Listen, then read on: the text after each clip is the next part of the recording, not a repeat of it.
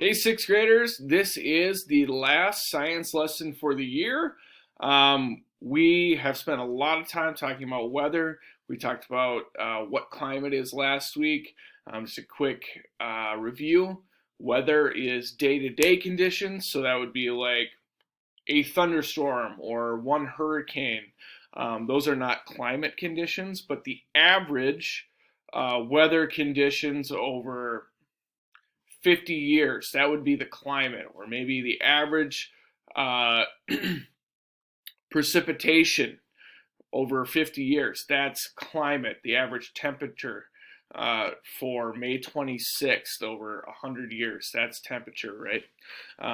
So temperature is, or not temperature, climate is very long-term and very long-term average. Climate is not day to day. It's like your data from a long time, and you average them out, and that is your climate. Your weather is your day to day. So your climate is much more long term.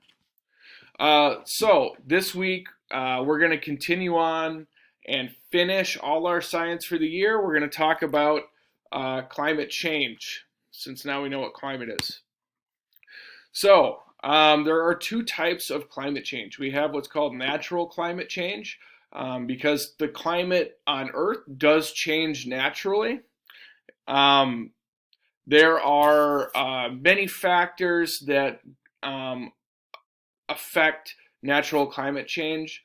One of them is called Milankovitch cycles. Now, I'm going to go into it in a little bit of detail, but this is just the changes in Earth's orbit. Earth's orbit isn't always the same all the time.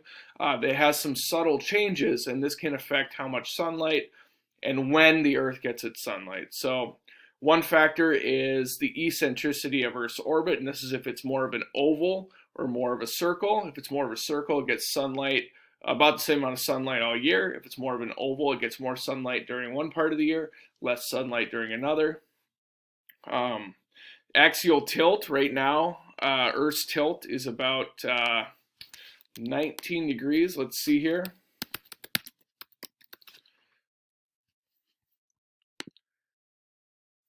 $22. Sometimes it can be more, sometimes it can be less.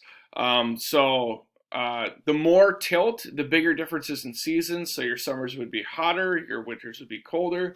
If it's less of a tilt, you have more even distribution of sunlight throughout the whole year. And then finally, the last one is precession. And this is like the Earth is spinning like a top. Tops, if you've ever spun one, they have this wobble. And that wobble is called precession, and this can cause different parts of the Earth to receive sunlight during different times of the year differently. So basically, Earth's orbit changes, and that can affect climate change. Some other things that can change Earth's climate, a big one was ocean circulation. When the Americas, South America and North America, came together, that caused a big effect in our oceans and caused big gradients in temperature and the saltiness, salinity of the ocean. And this causes the ocean to be kind of like a conveyor belt, and water's constantly moving. And you can think of that as Earth's AC, because this causes Earth to cool down. It's pretty crazy that the ocean does that, but it sucks up heat and brings it deep down, and it doesn't cause the Earth to warm up as fast. The other thing that can cause Earth's climate to change is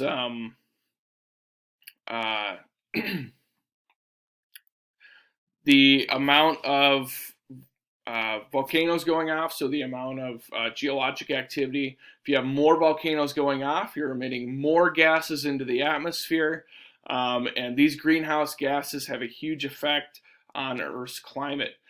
With more volcanoes going off, you have more gases being emitted. If you have less volcanoes erupting, you have less gas being added to the atmosphere, because a lot of that carbon is stored in rocks underground. So a big takeaway for the natural changes of climate is that these happen over tens to hundreds of thousands of years. The scale is huge. Um, all of Earth's like written history only goes back um, like 10,000 years, right? So these cycles and these changes in climate are over a huge, gigantic scale. They don't happen over decades and they don't happen over like a century. They happen over hundreds of thousands of years or tens of thousands of years. So very, very big scale. The other type of climate change is what we call anthropogenic climate change. This just means human-caused climate change. That's what anthropogenic means, is human-caused. So anthropogenic climate change is human-caused. This is due, like we said earlier, to increase greenhouse gas emissions. The greenhouse gas effect, many of you know it, is when gases in the atmosphere trap the heat from the sun. As sunlight or as rays reflect back out to space, they get absorbed in these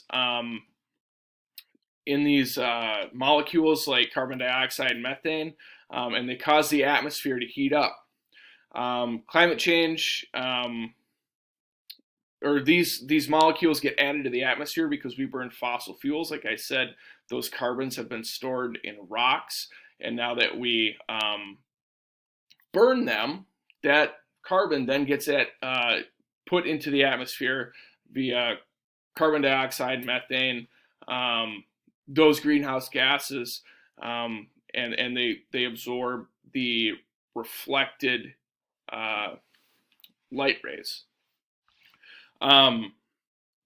Climate change is causing many issues worldwide, including the polar ice caps are melting, and this is the ice on land, so on Greenland or Antarctica or the glaciers in the mountains. These polar ice caps melt, and this will cause sea level to rise 1 to 4 feet in the next 80 years. It's causing more droughts and heat waves. It's causing changes in precipitation patterns. So we're going to get more precipitation in the northern United States, and then in the desert of the southwestern United States, where it's really arid, they're going to get less precipitation. When we do get precipitation, it's going to be usually an event that's much more intense, so more precipitation at once. And hurricanes will become stronger, so storms become more intense and more frequent. And the Arctic may become ice-free in the summer. These are just some effects of climate change. There are many, many effects of climate change, and we're going to just look at a couple in Minnesota. Okay, so this is the website on the Minnesota DNR website, and this shows effects of climate change in Minnesota. So I'm going to put the link in Google Classroom, but basically some of the big takeaways from this article and from the DNR is that Minnesota is going to have an increase in precipitation, so there's going to be more flooding in Minnesota in the spring and fall. Trees that traditionally live in the northern Minnesota, like fir trees and spruce trees.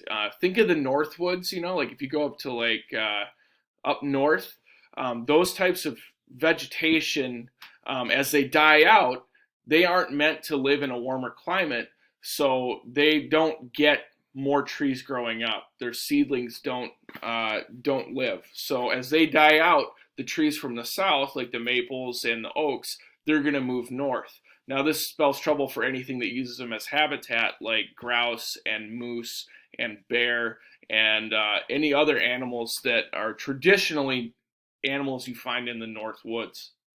Other things that will be caused by climate change is a loss in fish habitat. namely for walleye and trout. They are very sensitive to increased water temperatures, and so is the habitat they live in. And their populations will decrease substantially if the water temperatures warm up. Another issue caused by climate change is we're going to have shorter and shorter ice seasons. So ice is going to go on later in the year and it's going to come off sooner in the year. So our ice seasons are going to be much shorter. And also, another issue is if temperatures get above 95 degrees in the summer quite frequently, this can spell a lot of trouble for crop damage, especially to corn. A big difference in the two types of climate change, natural and anthropogenic, so human caused, is that the timescales are much different.